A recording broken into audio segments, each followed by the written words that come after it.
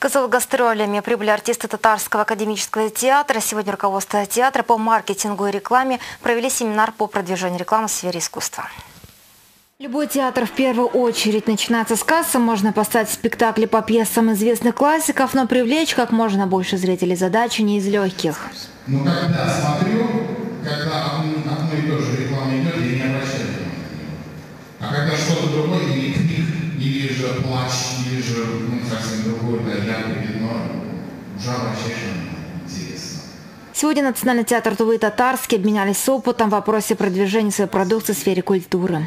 Если сравнить с нашим театром, продукция нашего театра, в году 25 спектаклей мы на прокат выставляем. И в течение года зрителей мы привлекаем 119 тысяч, а в Казанском театре 135 тысяч. Из этого, я думаю, что наш театр неплохо работает. Привет, мои хачи! В эти минуты в Национальном театре идет спектакль Татарского академического театра. На тувинской сцене лучший состав – 50 артистов.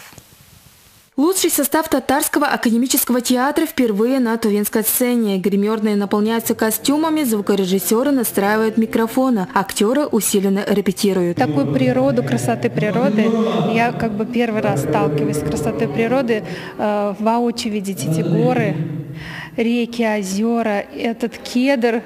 Так много кедра.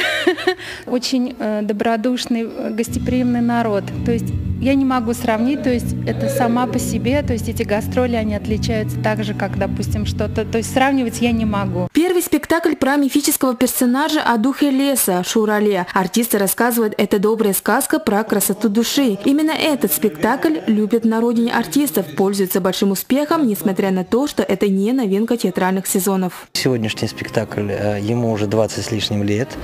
Вот, он тоже имеет свою очень интересную историю. И плюс нам показалось, что это может близко нам, но я думаю, где-то будет близко и зрителю тувинскому. Татарский академический театр – 4-й театр за год, который посетил Туву с большими гастролями. Каждый спектакль и труппа вносит свою лепту в историю тувинского театра и зрителю дарит новые впечатления. Жизненный такой спектакль про жизнь.